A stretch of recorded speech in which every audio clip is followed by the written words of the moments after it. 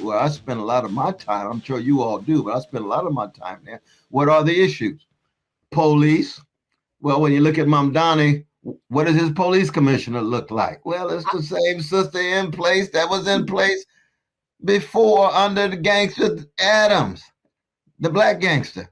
You see, so that's a major issue. What's the other issue? Poverty. Well, he can't do a whole lot about poverty, but at least he makes certain references to it in a way in which the neoliberals have not. But police is very important. And if you got the same police commissioner in place, when he went to see Trump, what was the first thing Trump said to Mamdani? I love the fact that he's got my dear friend Tish still in place because we both agree that she's wonderful. Well, you see, you got a certain convergence of both ruling class mentality and social democratic. Because I mean, Mamdani, I support him. I'm a critical supporter, just like Brother Sanders and Sis AOC. I'm very critical of them in a lot of ways, but I support them because they're so much better than the others.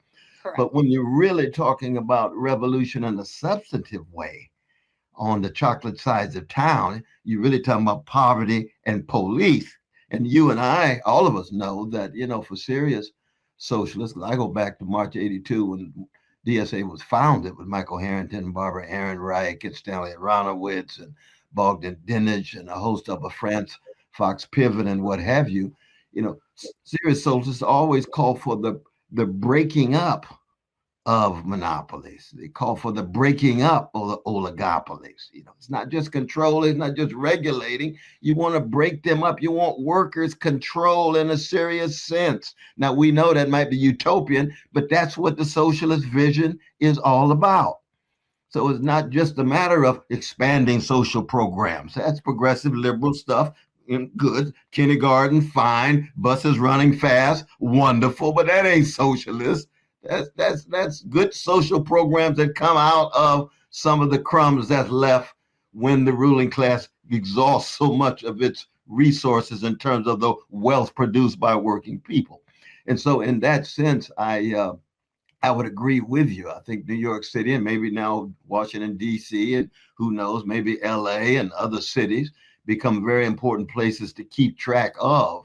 But we also have to keep in mind that there's not going to be a multiracial unity among the working class if you don't come to terms with the police and the police murder and brutality or issues of poverty that sit at the very center of so much of the lives of 30% of Black and brown children and almost 20-some% of children and working children, poor children as a whole. So those are some of the issues that I think we want to continually wrestle with. And I think the Mamdani and the others are going to have to hit these issues even more intensely and strongly in the near future. I'm glad you brought that up because I have been working on Peter for quite some time on this issue. I started a series a while back called Mission Abolition. And I am very firm in the belief that there cannot be a revolution without abolition. I believe that those two things have to kind of happen. Like that is part of it. And there's no way to reform that. That to me is the equivalent of what you're saying in terms of social programs. And okay, those are all nice. That's really great. Like, yeah, you could go give the cops body cams.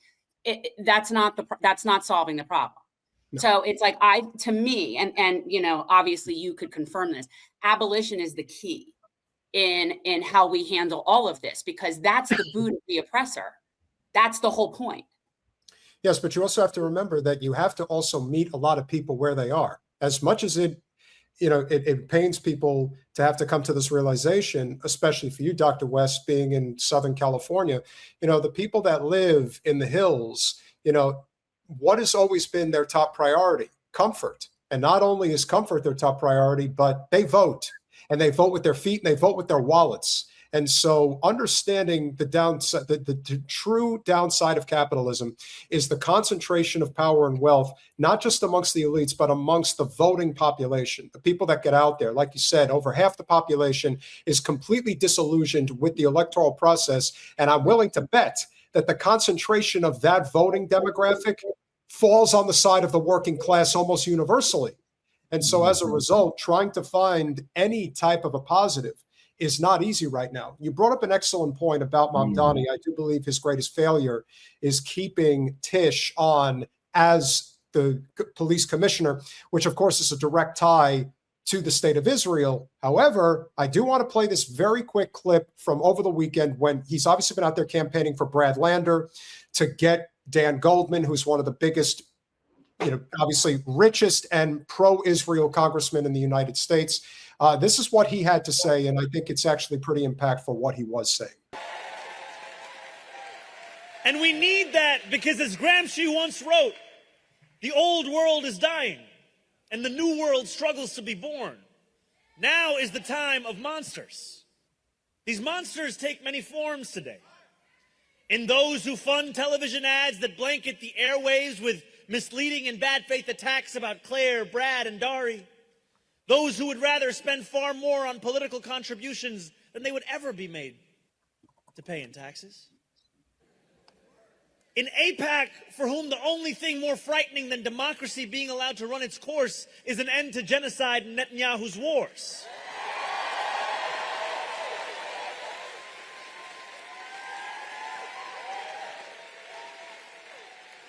They move millions in dark money to accomplish a single goal: to preserve their power so that they can turn us against one another, instead of our leaders turning towards the moral change we all know to be necessary.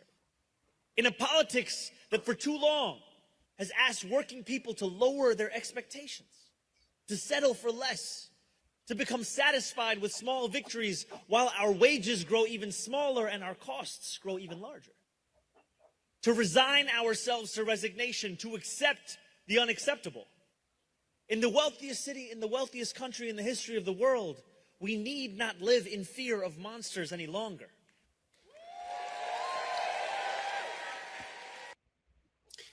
Now, apparently, the Israel lobby completely lost their mind over this. I don't even think he was really being that aggressive, but...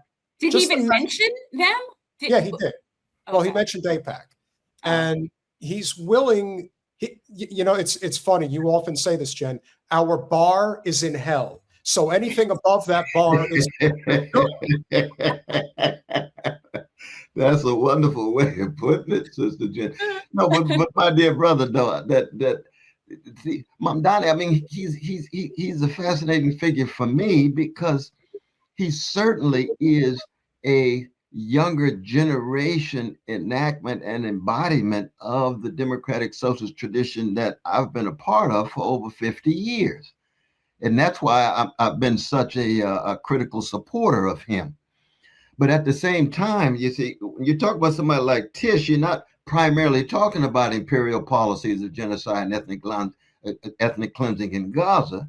You're talking about stop and frisk in Harlem, or stop and frisk in Brooklyn.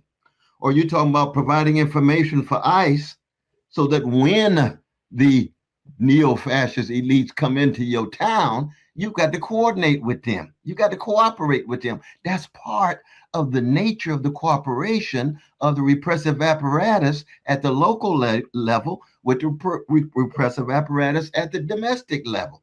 So that when he decided to hold on to Tish, and of course Tish herself is what? Part of a family that has billions of dollars of real estate.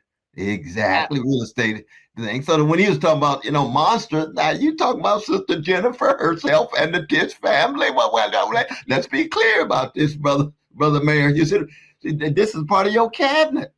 Now he would come back and say, well, Brother West, as a pragmatist and as a practicalist, this is the way I rule, and I have to be able to have some connection. I'm still part of a Democratic Party, a party itself that is thoroughly subordinate to the same policies in Gaza that he himself is very critical of, but he's still part of that party. He's just part of the progressive wing of it, like Bernie and AOC and others. And I say, I think Democratic Party is beyond redemption. Well, that puts me way outside, but I think I'm telling the truth.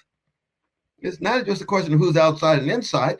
If the truth is that the Democratic Party will never be the institutional vehicle for the empowerment of poor and working people, no matter what color they are, or colonized people, then we have to be critical of that. That doesn't mean certain individuals in that party are not, good people and progressives and so forth, but the party itself as an institution. Well, Mamdani hasn't reached that point. Oh, no way. No way. I don't think he will. But who knows? I mean, you never know what the future will be. But look at it this way. You see, when I hear my dear brother Mamdani say in an inaugural address that this is a city of immigrants, that just erases indigenous peoples and black people. I have no patience for that. I really don't. I had that at Harvard College in the 1970s with dear brother Oscar Hanlon in his book, The Uprooted of 1951, when he would stand up and say, America is a nation of immigrants. We say, no, Professor Hanlon, no, tell the full truth. You wouldn't even have the immigrants coming to the empire if you didn't have the land stolen and if you didn't have the stolen labor of African folk that created the very context and nation or institutional or constitutional republic as an experiment based on those barbarities. Let's just tell the truth. I'm still very committed to America has democratic possibilities because I believe you had to have a dialectical read of this thing. I do, in fact, think that the struggle against British imperialism had some positive elements to it. Some of my left comrades would say, no, Brother West, it didn't have any positive at all. And they're still my comrades. I just disagree. I think that anti-imperialist struggle against the British Empire did create some democratic possibilities that even black folk could get in on, even indigenous peoples could get in on. But that's a larger discussion. But when I'm talking about Mamdani, when I hear him using the language of immigrant at the center, rather than, now in this speech that I just heard there that you all just provided, I didn't hear too much talk about immigrants. I heard class. That's a little closer to my heart.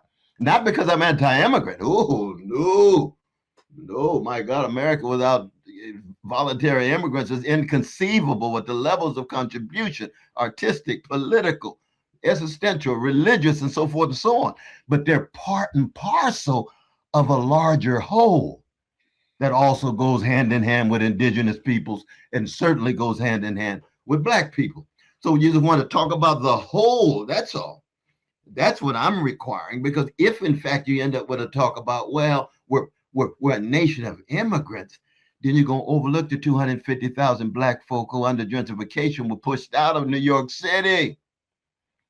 And if part of DSA, if part of their social base are some of those gentrifiers, then you got a gentrifier sensibility in your democratic socialist project, which ends up having a settler mentality in this democratic socialist project. And as a democratic socialist, I don't want any settler mentality. I don't want gentrifier sensibility. I want moral and spiritual commitment to poor and working people, no matter what color. But it means when you talk about working people, you're not primarily just talking about immigrants. You're also talking about the ex-enslaved and the ex-Jim Crow, who are now still very much dominated and subordinated by the ruling classes that he rightly criticized in that speech, and the imperial elites that he rightly criticized when he talked about our precious Palestinian brothers and sisters in Gaza.